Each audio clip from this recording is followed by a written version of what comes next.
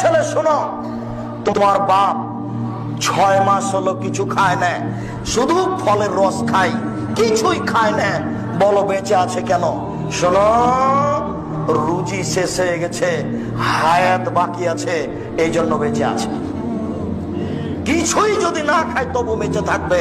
এবার শোনো, এই ছেলে, তোমার বাপ খালি বেশি বেশি খেতে চাচ্ছে, তোমার মা এখনই দিয়ে আসলো, আবার বলছে আমাকে ক্ষুধা লেগেছে, খেতে দাও তো। এটা কেন বলো? তোমার বাপের হায়াত শেষ হয়ে গেছে, রুজি বাকি আছে। একটা চাউল বাকি রেখে মারা যাবে না। আমি বুঝাতে পারছি না, একটা চাউল বাকি রেখে মারা যাবে না।